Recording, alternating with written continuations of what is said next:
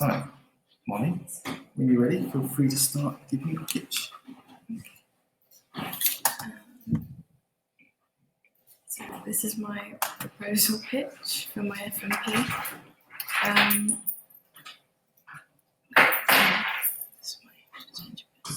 My initial idea for the FMP is to create a short film.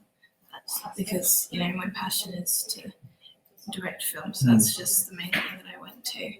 At the start, I did think about doing a romance film sort of thing, but this changed because I thought that a lot of my creativity comes from creating characters rather than the plot.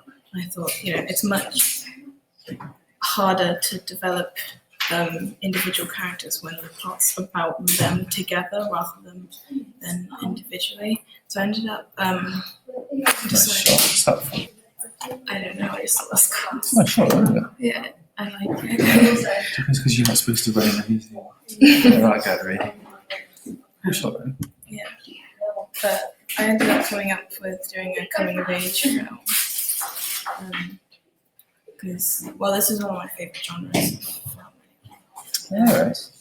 It's the Moonrise Kingdom. Yeah. probably because I relate to it. Being a teenager. And stuff. Yeah, that's fine. Yeah, so that's what I said.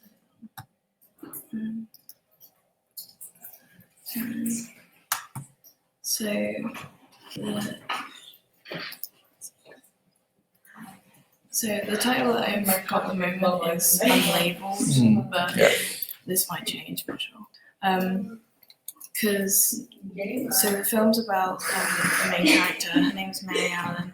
Yeah. And she it starts off on her 60th birthday, and then she goes through and we're introduced to all of her friends and stuff, and we find out that she kind of doesn't really know who she is and who she's supposed to be, and all of her friends sort of have it figured out already. She doesn't realise online. So, central character is someone who feels like everyone else has done it, but not her. Yeah.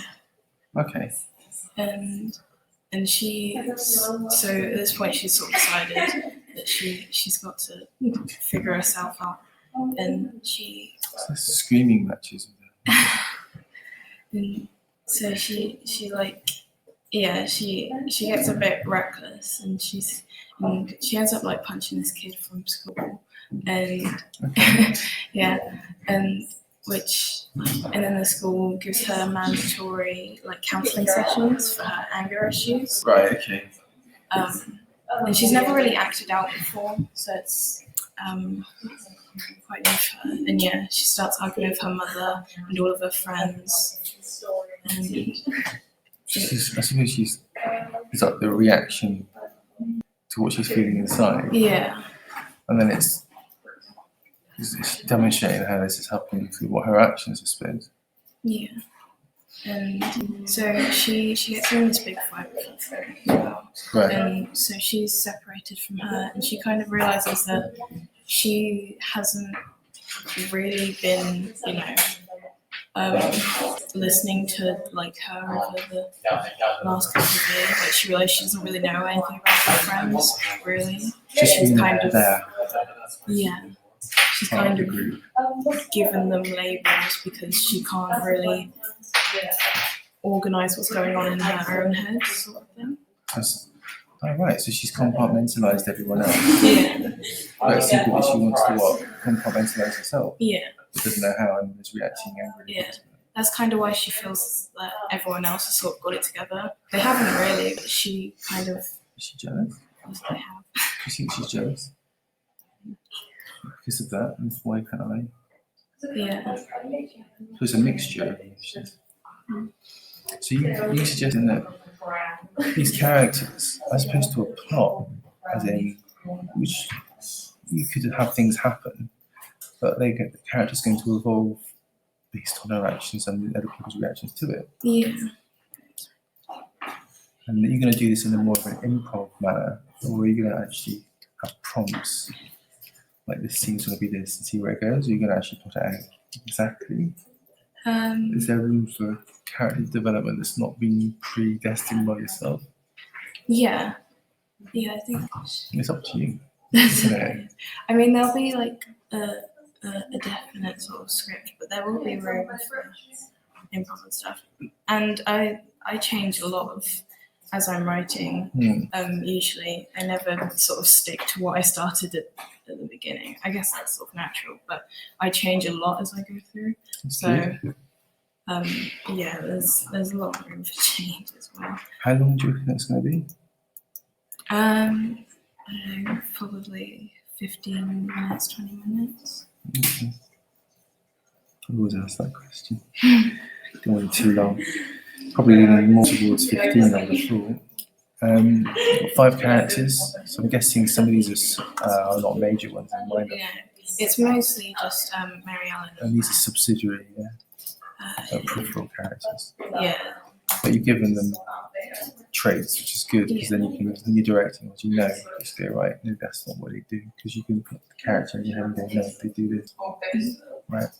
It's really important. It's not that just taking it. Yeah. It's really famous.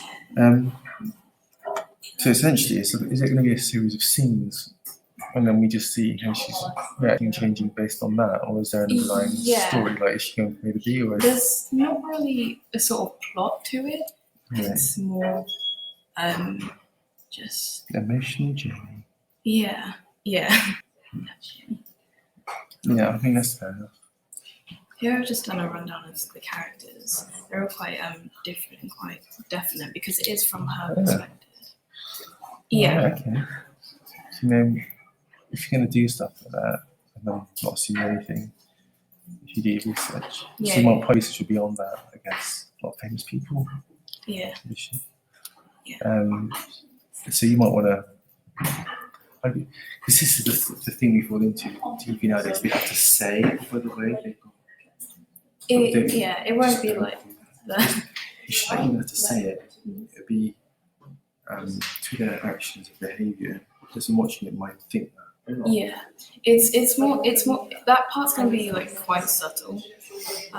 Good, because if I see someone's going, I can understand why, but it sounds like it's a bit more of a subtle piece.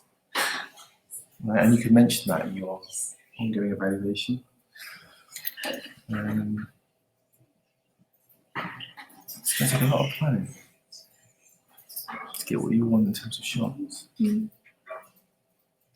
But each time someone's quite organised. So. But yeah, get your schedule done. Yeah. And then give yourself 10% leeway. Just think something will be wrong. Whatever. Just give yourself time to give it justice. So you at the end of it will go, meandering, right? Here I've just done this is some of my favourite coming of age films. So I've just Is that paper tennis? Yes. Yeah, that's good fun. It's really good. I thought it was really well made actually. I like the ending. I thought they didn't do the predictable one. The author was going to happen. It's just like, I thought actually, that's really good. That's like what? Yeah, that's from the Perks of Being Wallflower. What is that film? I can't remember what it is. That's Lady Bird. Right, okay. Yeah, and you can also do some references to historic films as well. There were films before 2000. But it's also coming in, and you can show how that's evolved as part of your research. It's become, because in the 80s, it's very much, it's kind of, I'm going to rebel, but I'm going to be rich. It's very much like that, and then 90s stuff, which is, you start getting into this kind of thing, and it's a lot of the fiction now that you get, teens, it's where a lot of this has come from. Fault in Our Stars and that kind of stuff. Do you know what I mean? It's like, I know, but it's tapping into all this, and rightly so, lack of media that's reflective of mental development in people, actually, not just teenagers. But another 80s example. You could do it, it's like label. Yeah, that's what I did that there. the jock and that kind of thing. But actually, there's no smoke without fire. You wouldn't get these things without something. It's just the way it's then represented. So, yeah. A lot of the characters are sort of misleading because it's from her perspective, and she's sort of like, That's good. This is just my production, and so I've like got like people, and I've got this like person who's got a mutual friend of mine who's a music producer, so I could get some. Like not like big time, but he's quite good. Music, good for it. Yeah. So he said that he'd help me do some, so that I didn't have any copyright stuff. Brilliant. Making out all this stuff as you go along. Creative process, evaluation, all the way through. But I like it. I think it's ambitious, but it's not ridiculously so. It's doable. And great chance for you to come as my director. Thank you very much.